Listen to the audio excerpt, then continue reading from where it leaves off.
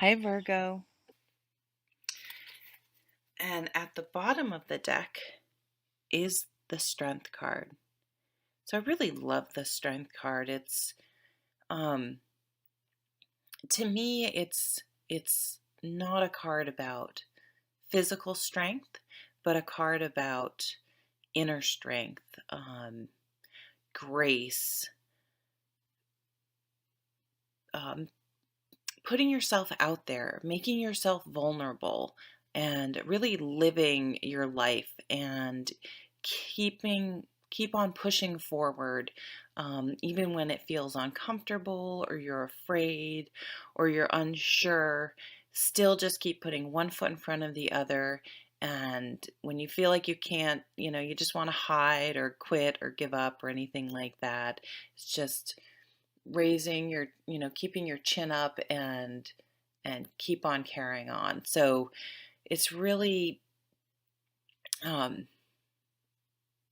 yeah, vulnerability is the best way for me to describe this card. So this doesn't mean taking stupid risks by any chance, but it's saying, I'm afraid to do this. I'm afraid I'm going to fail. I'm afraid of what other people are going to think about me. I'm afraid of, uh, fill in the blank. But it's something I'm so compelled to do, and I feel so strongly I'm going to do it anyway. I'm going to try it anyway. It can come up with relationships.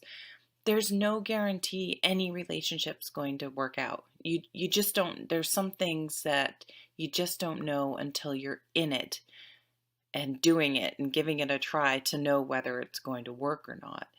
And even then, being in a relationship, you can be like, well, I'm going to get to know the person, but still have one foot out of the relationship because you're like, oh, it's just not going to work out. They're going to break my heart. It's not going to, whatever, all those negative doubts we have.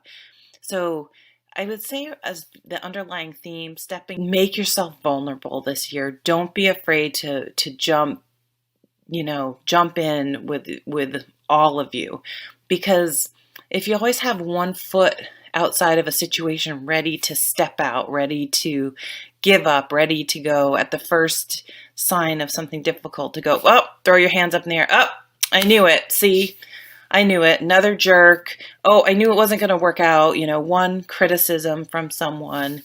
Just have a YouTube channel. You'll get you'll learn to have a thick skin. It's like one negative criticism, one whatever, and you can't just jump out. You have to say, okay, what is my character? What am I made of? Am I going to let this one thing um, deter me or do I have the strength to give it a real go, to give it a real try?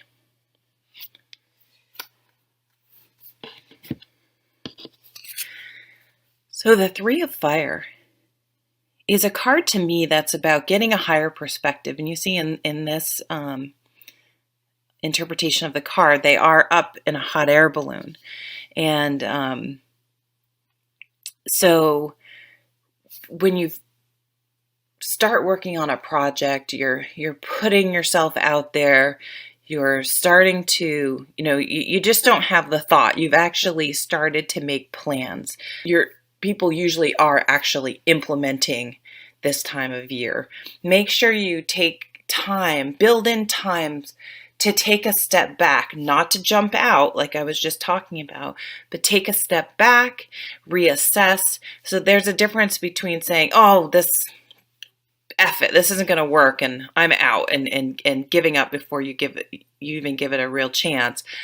But stepping back and reassessing and looking for ways to tweak and not being afraid just because it's not working out the exact way you have planned. Well, it doesn't mean that then readjust, recalculate, change a little bit, get a bigger perspective, look for feedback, look for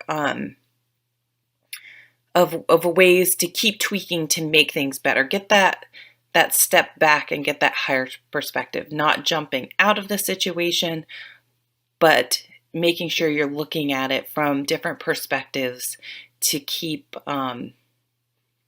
so that you can keep moving on and you're not missing something that you could be tweaking, or not missing something great that you just don't see because you're too focused on one area.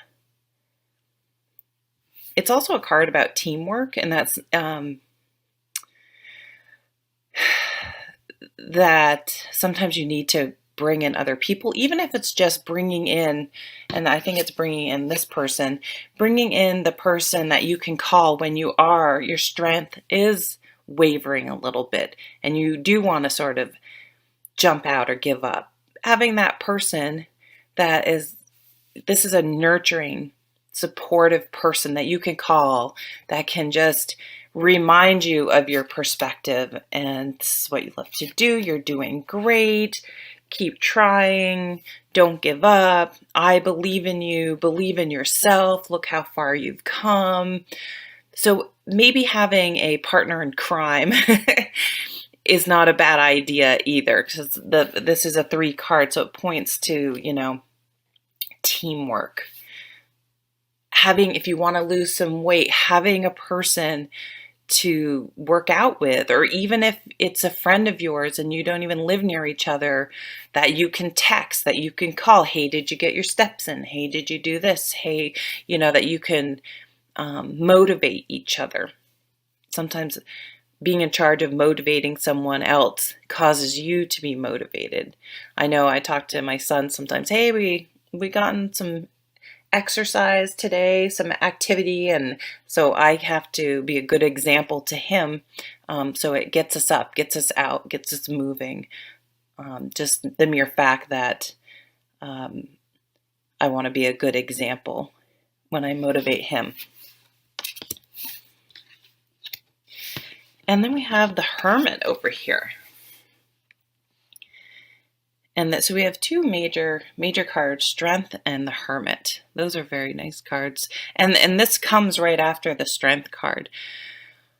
So anytime when you feel your strength wavering a bit, the Hermit would go within.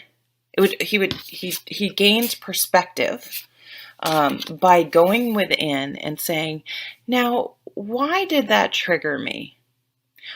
Why am I letting that one nasty comment in a sea of other positive comments get to me? Why am I focusing on that? Why am I not focusing on all the positive comments?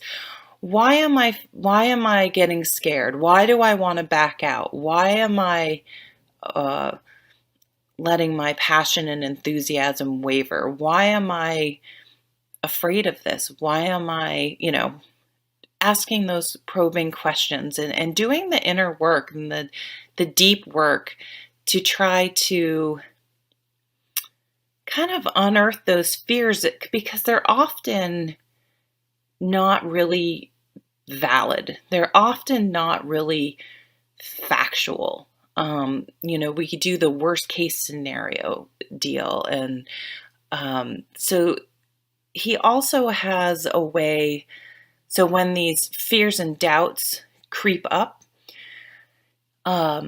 he has a way of acknowledging it, thinking about it, and letting it go, and staying centered. And he uses his spiritual lessons that he learns and tools that he has, whether it's going for a walk, meditation, mental discipline, not to allow your mind to just stay in those negative cycle of events of thinking. That's what I'm trying to say. Sorry.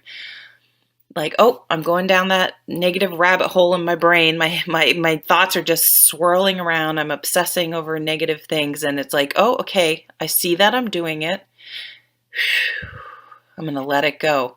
I'm going to focus on something else. And then your mind, scary how fast your mind will go back to that negative thing. Oh, there's my brain doing that again. I'm going to stop that. That's not helpful. It's not productive. And it's not based in any real tangible things. It's just my fear sneaking up on me again. Okay, I acknowledge it. Stop my brain. let it go, think about something else. And it's just strength with muscle. If you do think about real strength, we have to train our brain the same exact way. We have to train it, make it strong, and making it strong by not allowing those doubts and fears to creep in. Yeah, thanks for stopping by. Thanks for all your support. Take care.